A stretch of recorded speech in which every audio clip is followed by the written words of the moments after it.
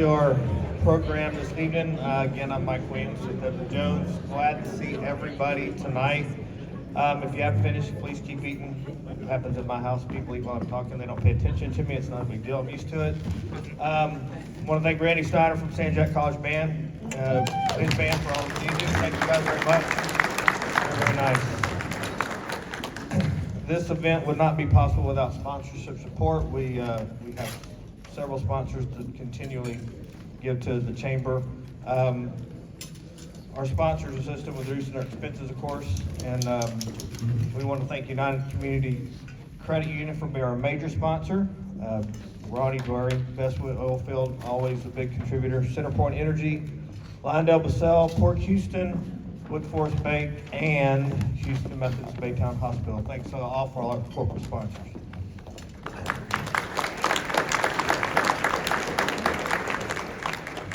So we appreciate everybody being here. Of course, everybody's in our community is an important part of our community. We do have some VIPs that we want to hold up today and just thank them for their participation in the chamber and all the events that are going on in our community. From the Channelview ISD, we have, and these are the ones I know, so if I leave you out, you can wave at me or do a one-finger salute, whatever you feel is appropriate.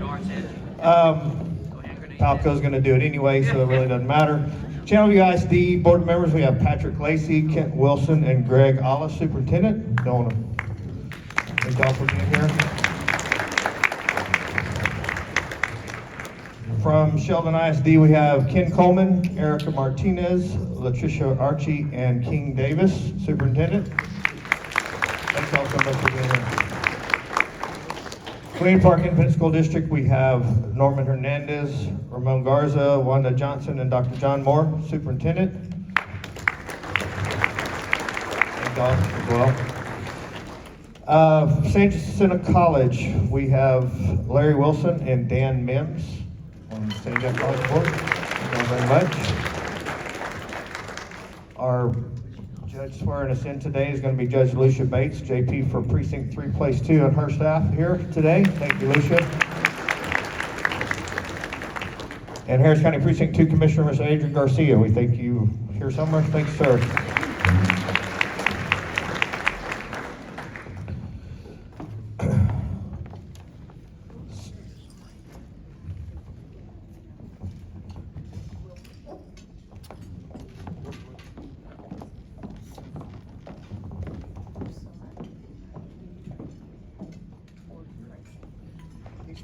He's too close, I can't say. Wilford Bouchard, United Community Credit Board member. Thank you so much for being here. I didn't see you right there. You're too close. Thank you for being here. I'm sorry if I forgot anybody else. If you'd like to say, you can wave, or we'll try to introduce if you want. Hopefully I didn't leave anybody else out. Fred Saunders told me I should wing it to try to introduce our guest speaker, and I'm not that good, Fred. The guy's got way too many credits. I'm telling us, the guy's got a bio that one of those overachievers that we all look up to. Our speaker tonight is Tim Stroud. Tim is a former combat medic in the United States Army.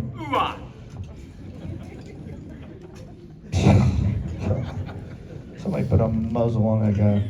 Tim is a former combat medic. He served the country for 4.5 years active service with deployments in Kosovo, Kuwait, and Iraq. During those years, Tim learned volumes about team building, leadership, and camaraderie. He also sought out a mentor during his transition back into civilian life and began a 7-year relationship with Army veteran and entrepreneur Paul J. Meyer. After his honorable discharge from the military, Tim decided to start several businesses in Texas and focus on supporting veterans as they transitioned back to civilian life. He also was led to spearhead several projects to help others find their voices. He created Army Wall of Fame at Fort Hood and founded Killeen Police Department Law Enforcement Assistance Fund in honor of his father. Tim excelled as a non-traditional student at Grand Canyon University, finished his education by utilizing his post-9/11 GI Bill, graduated with academic honors on both the Dean's and President's list, secured a Bachelor of Science in Applied Management and a Master's in Servant Leadership from Ken Blanchard College of Business. See, I told you it was too much to remember, Fred.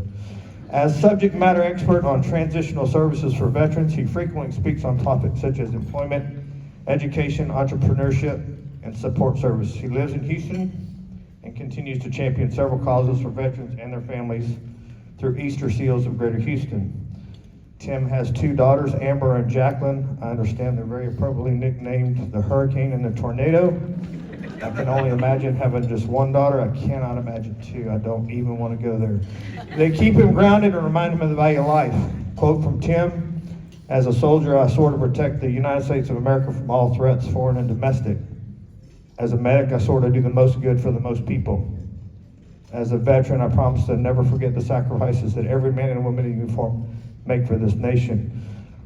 I'll also say he is the new president he is the first president of the newly created Greater Houston Area Veterans Club and Rotary. Tim, thank you so much for your service. Please help me welcome Tim Stroud. Michael. Oh, you guys ready to have some fun tonight? That was the correct amount of applause. Thank you, Michael. Excellent. I'm gonna reach in here and get some notes. You're like, did he bring a dog? Yes, that is a dog. You can see him at the Houston Zoo from time to time. Yes, absolutely. Speaking of the applause, that was the right amount. And anything more would have been a little gratuitous, like you guys, oh, there we go. It would have been gratuitous, like you guys hadn't been out of the house like in a year. Anything else would have been lackluster, like you're on your next Zoom meeting, right? Thank you so much for coming out tonight and having some fun with us. Colton is going to prance around for a moment, and then he's going to go into carpet mode and just relax and just be amongst you guys and gals, and we're going to have a fun time tonight. I'm going to reach back here, set Mike's notes down, set mine up here so I can stay in touch. Wasn't the band great already? Give it up for San Jacinto, is that right? San Jack? I so wanted to say, give it up for Sexual Chocolate. I really did. And I was like, man, some of you guys have been like, I only saw the remake. I don't know what you're talking about. Before my speech, some of this is scripted tonight, and some of it, we're gonna share some stories tonight. This is class participation. We're gonna have some fun. You're like, what did that bald guy say? Oh yeah, we're gonna have some fun tonight. We're gonna open our hearts, we're gonna open our minds, and by the time we're done here tonight, we're gonna share some things. Before we really get started, I wanna say thank you to the chamber people, that's all the head shed people. I really wanna thank our veterans. So if you served and you're able, hold it, I love you, I love the beard, and I love your enthusiasm. If you served in our armed forces, if you're able to, please stand so we can recognize you. All right, now get it, get it.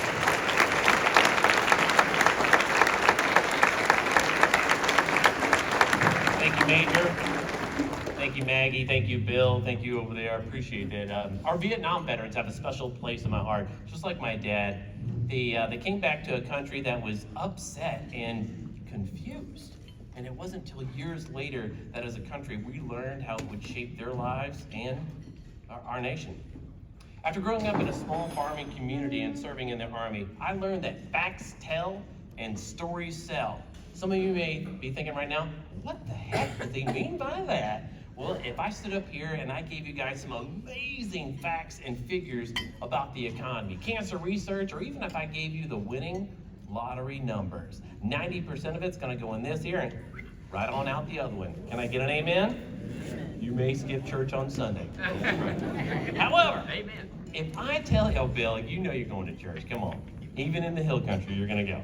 If I told you a story and Katrina Gadsden from Paint Appetit paints a picture about it tonight, and we entertain you for about 30 minutes. No laser light shows, no puppets, just having some great conversations. You're gonna leave here with a renewed sense of purpose. So when I said this takes audience participation with members like Maribel Rodriguez, Dr. Lindsay Banks, Nitzia Jasso, who's taking all these amazing pictures tonight, we're gonna have some fun tonight, right? Psst, those are your newest members. And those are people that you need to see for some time to time. Okay, so I told you facts tell and stories sell. And this is where I really get to bring that home for you guys and gals. So I'm gonna give you just the facts. And then you're gonna tell me which movie I'm talking about. Are we good? Oh yeah. You ready? So a little participation, please. I'm gonna split it right down the middle of the line. There we go, middle of the room. Left side versus right. Colton's like, did you whistle? I did, but it wasn't a full whistle, so you don't have to go on alert. Good boy. So well, let's see which side of the room is actually smarter tonight. Left side, my left, or the right side. I'll give you the facts, and then you yell out, wait till I'm finished, you yell out what movie it is. And I see some young faces in here tonight, and I'm so glad we have some young people in the Chamber of Commerce. But some of you have seen this movie once. Some of you have seen it many times, like into the teens. And we're gonna see who's sharp tonight. Here we go. So a young lady travels to a foreign land. She kills the first person she comes in contact with. She's like, what was my instructions? She links up 22 push-ups, knock him out. She links up with 3 others. And then they conspire and they kill again. Name the movie. Always one guy, right? Point to him. Everybody point to him. Who was it? It's okay, we love you. Give him a round of applause. And he's right on the line. I don't know where he was, but I was going to give a prize, and you went so quick.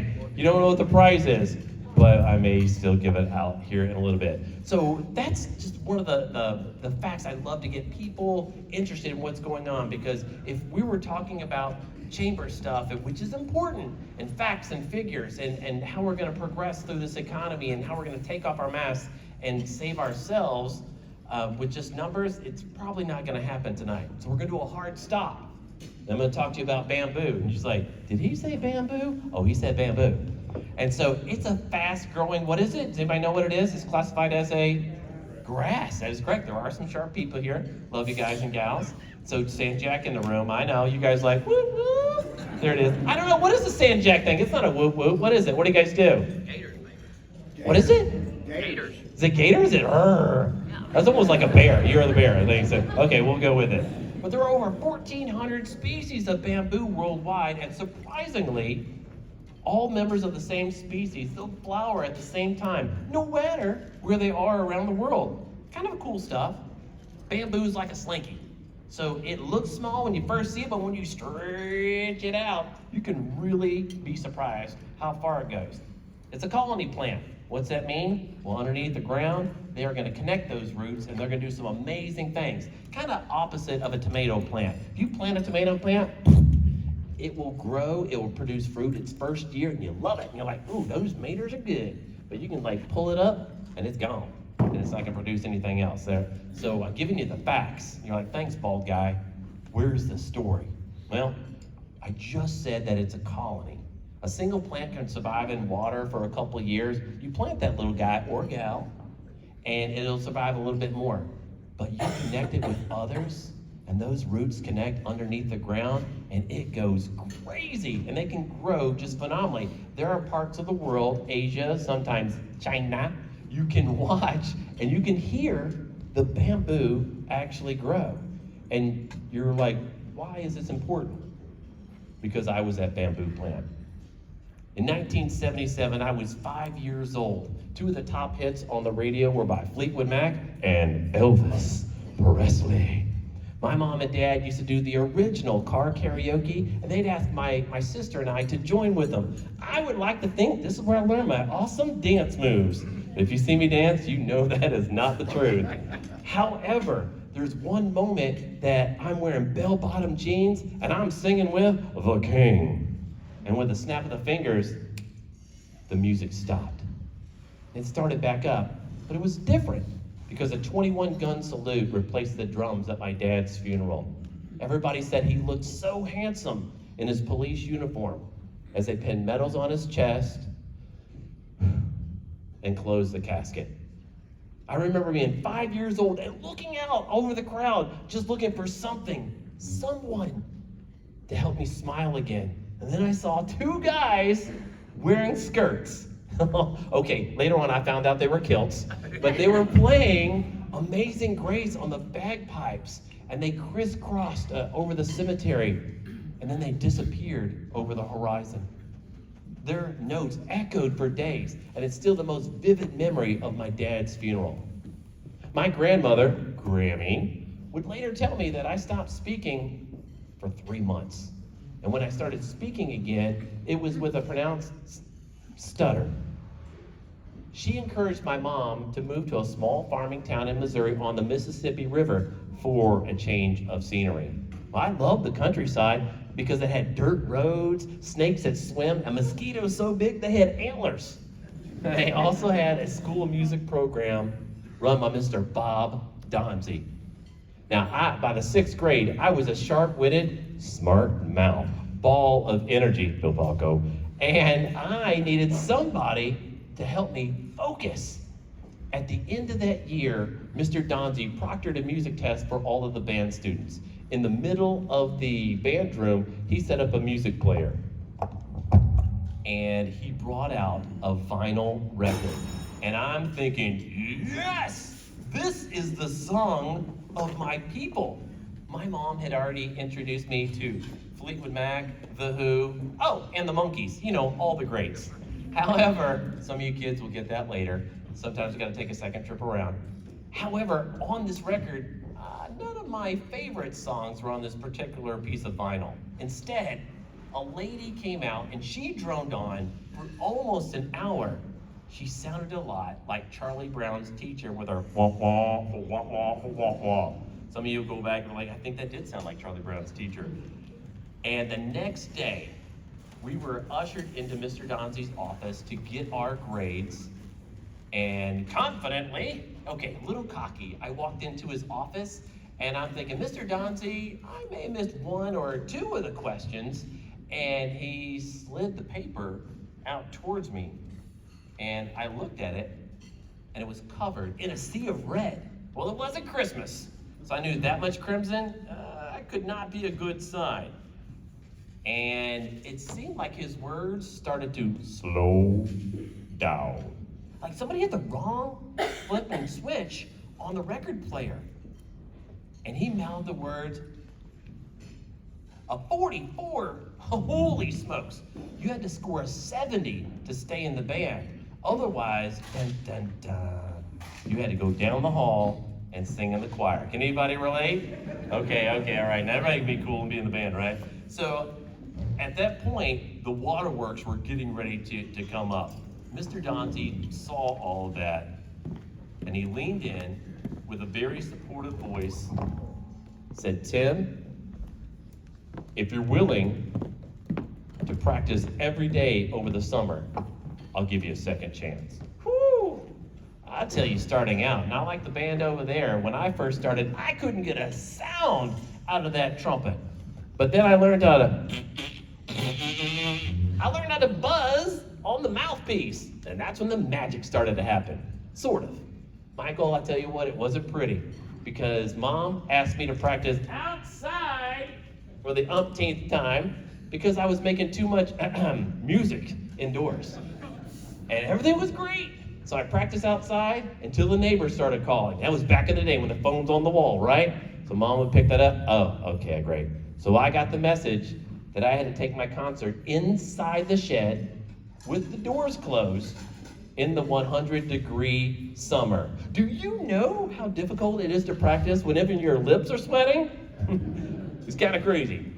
So when school started again, we took our placement test, and there was more than one audible when I took the coveted first chair. From the back of the room, one of my friends said, Mr. Donzi, I think there's been some sort of mistake because Tim is sitting in the wrong chair. Mr. Donzi looked around the entire class like I'm looking at you guys and gals. He said, the only mistake is that more students did not practice over the summer. And that's when I thought, progress, not perfection. When I started my civilian journey after getting out of the military, I saw the parallels between performing music and starting a business. First of all, I was bad. I mean, 6th grade trumpet bad. I remember sitting in a business meeting and someone asked me a question and I responded with the Army jargon, hooah! And everybody laughed at me. But I kept failing forward. And I set some SMART goals. I knew my next stop meant to me finding somebody who could help me be more successful. So before I deployed with the 4th Infantry Division out of Fort Hood under Operation Iraqi Freedom, I did some research. I looked around the community of who the successful people were and who might be able to mentor me. So I went straight to the top. I looked for the 3 wealthiest people in Texas, and I contacted all 3 billionaires that I thought may help me out. And one of them was a military veteran, and I was like, oh, this could be pretty good. I was a little bold and a lot brazen to get him. Would you like to know what the letter read that I sent him? No? Okay, we'll go. We'll end it up right here. So I wrote him the letter, and I was really excited, and I typed in the letter, Paul J. Meyer. This is Tim Stroud. I'm a sergeant in the 4th Infantry Division, and I'm getting ready to deploy on Operation Iraqi Freedom. My primary goal is to make sure that I and the rest of my team are properly trained and motivated so we bring back every soldier safely.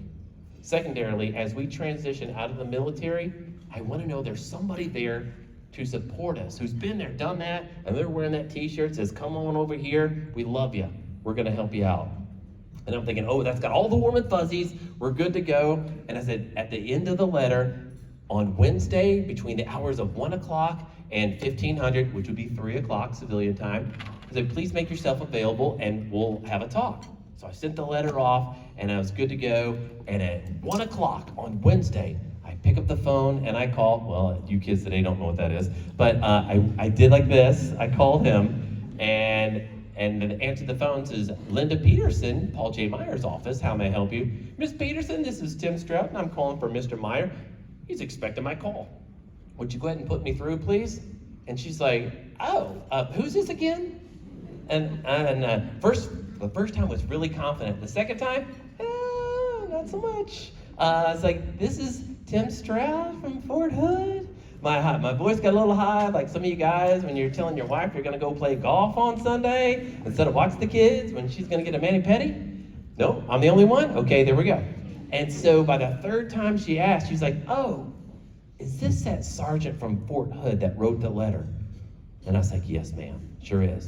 And she's like, I am so glad you called. She's like, Paul's not here, he's in the Caymans. And I was like, dash, right on the rocks. All my credibility's gone, right? She's like, he's in his office in the Caymans, but I loved your letter. My son's in Special Forces. I already made an appointment. You're the first person he's gonna meet, man, when he comes back. Whew, I'm excited at this point. I'm absolutely loving it. And upon further research, I found out he owned 33 companies and he had donated millions and millions of dollars to charities. I have to admit, even though I just got back from war, I was a little scared to meet with Mr. Meyer.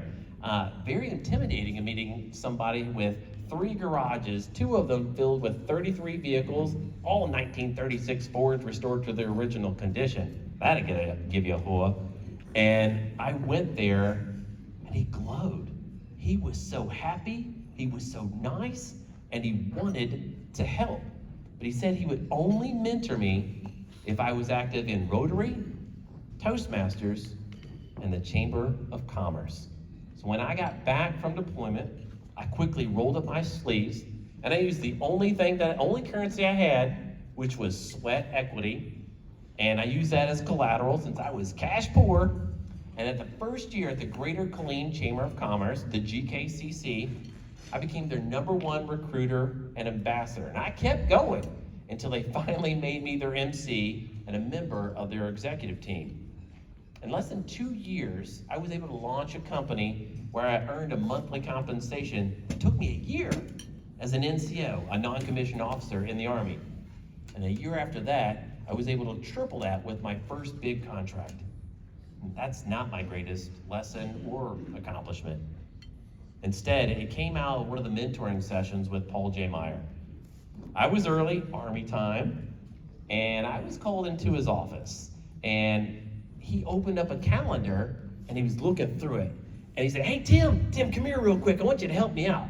And I was like, oh, of course I'm gonna help you out. Paul, you've done such great things for me already. I wanna help you out as well.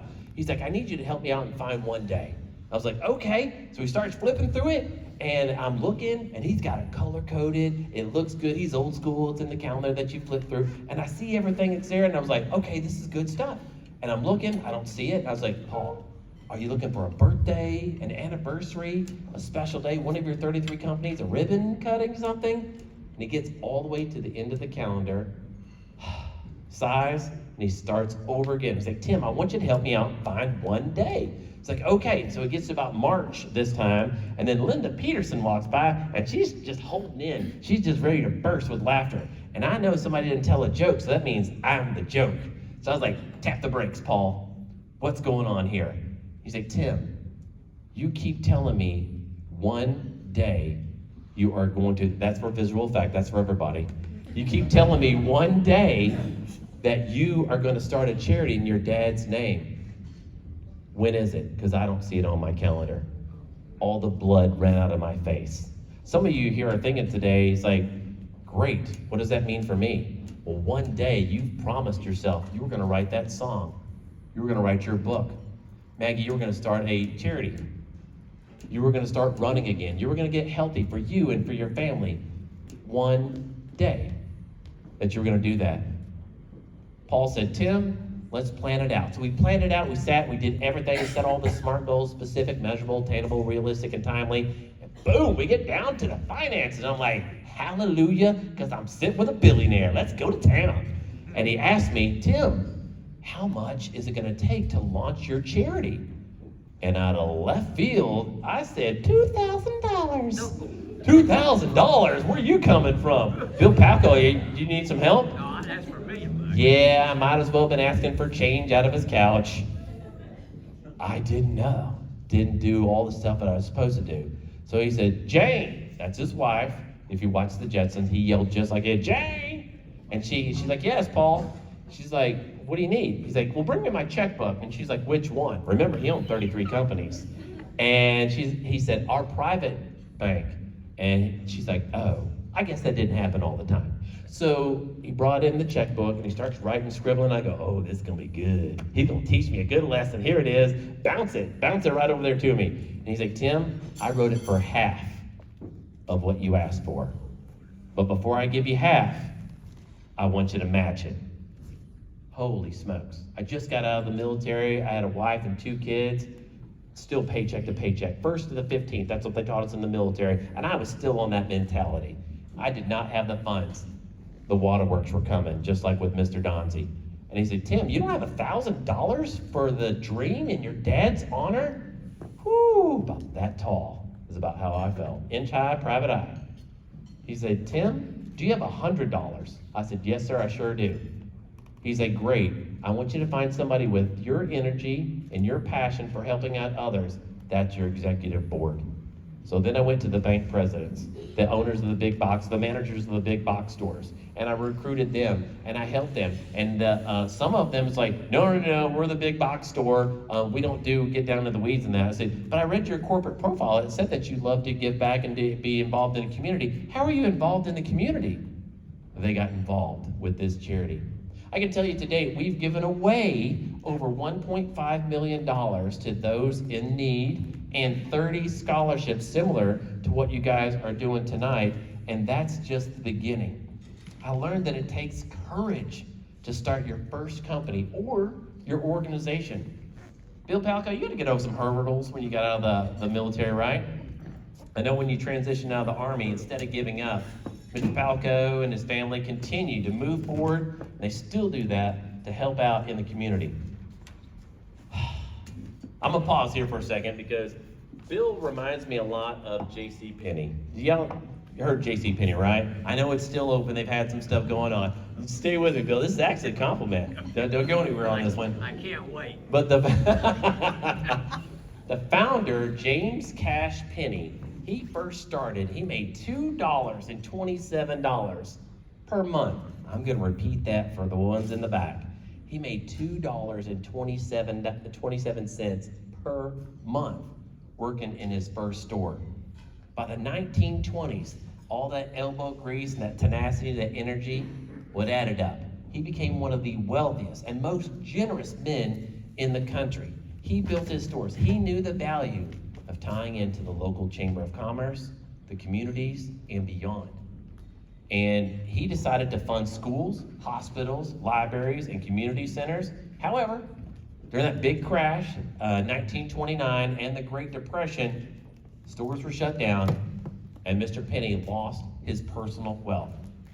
He borrowed against his life insurance policies to keep payroll going, and by plant, he grew his bamboo garden again. His company rebounded and it flourished. And one of the reporters came and met with him, said, Mr. Penny, you had all this going on, said you amassed millions of dollars and you were helping out people, but you gave so much away. Don't you wish you would have kept some? Don't you regret any of those decisions that you made? He's like, son, you don't understand. He's like, everything that I gave away is still there. The schools, the hospitals, the libraries, and the community centers that I funded. He said, I only wish I would have given more. I only wish I would have given more. Mr. Penny knew about the collaboration and the mentoring too. One of his proteges in Des Moines, Iowa, turned out to be a firecracker of a personality and a pretty good entrepreneur himself. Anybody guess who that entrepreneur was? Sam Walton. Who was here I talked to earlier who works at one of the Walmart or Sam's Clubs? Oh, she didn't want to raise her hands now. She's like, okay, they're over here. So she's like, that was a test. We were supposed to answer that one, right? Well, working with the chamber should be one of the first notes that you play in your symphony, just in the band over there. Who cares if it's off key or off beat? You need to start somewhere. And it's better to start and practice somewhere where other people want to harmonize with you. Mr. Donzi, my music teacher, always taught me there are 3 performances that you give. The one you practiced, the one you gave, and the one you wish you would have given, right?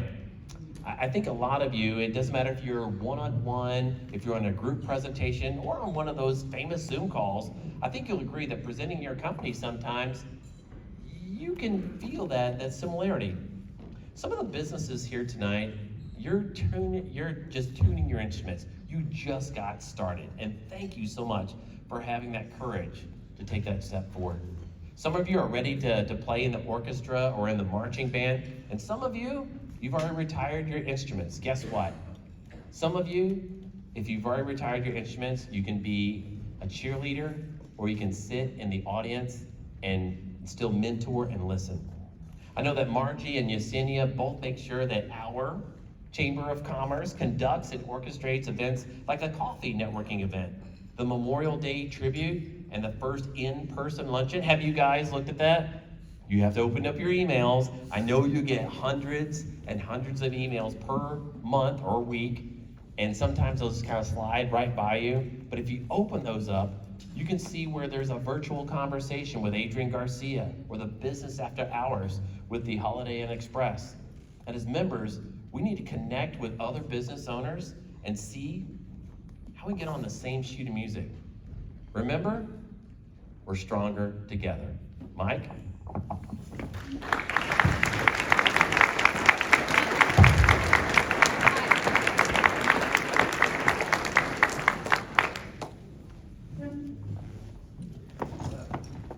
And she's doing a great job on that painting. And Mr. Bill Palco, at the end, I do believe he's going to go into auctioneer mode, and he's going to raise some money for the foundation. You guys are amazing. Michael? Hey, Ooh. great gift from the chamber for being our speaker today. Thank you so much. Excellent. That's just because of Dorothy, you decided to give me a basket, right? Absolutely. All right. There's no dog in the back.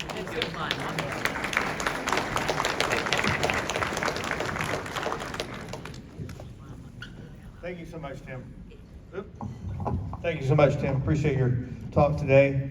As a board member of the North Channel Area Chamber of Commerce,